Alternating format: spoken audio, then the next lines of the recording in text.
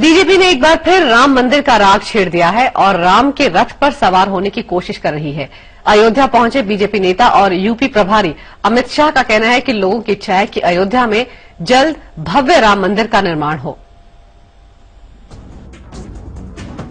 BJP ने जब नरेंद्र मोदी को प्रचार समिति का प्रमुख बनाकर प्रधानमंत्री की कुर्सी की तरफ बढ़ाने के संकेत दिए थे, तभी साफ हो गया था कि बीजेपी अब हिंदू वोट बैंक को साधने की कोशिश कर रही है। इसकी पुष्टि अब मोदी के खास और यूपी के प्रभारी अमित शाह के बयानों ने भी कर दी है।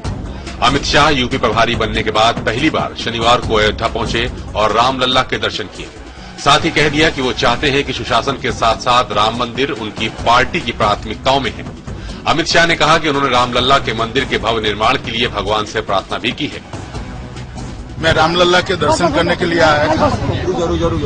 दुनिया भर के करोड़ों हिंदुओं का ये श्रद्धा केंद्र है और यहाँ दर्शन और पूजा अर्चन करके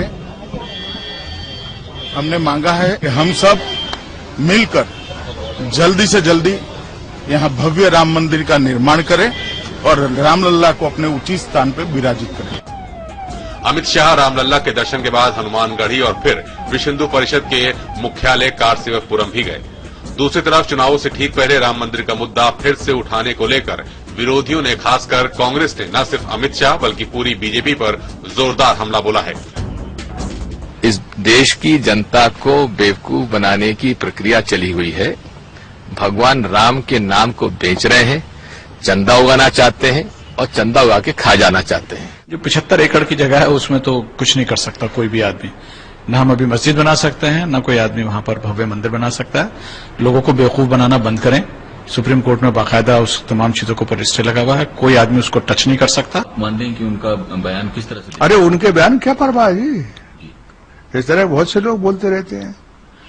It is open now how the RSS is dictating to BJP and dictating the policies to BJP. It is very clear BJP is bound to revive its Hindutva politics.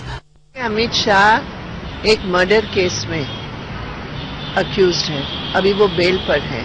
अब वो क्या कहते नहीं कहते मुझे नहीं लगता है कि मुझे उस पर कोई टिप्पणी करने की जरूरत है। राजनाथ सिंह भी अमित शाह के बयान का समर्थन करते हुए दिखाई दे रहे हैं। उनका कहना है कि मंदिर बनाने की इच्छा रखने में कोई बुराई नहीं।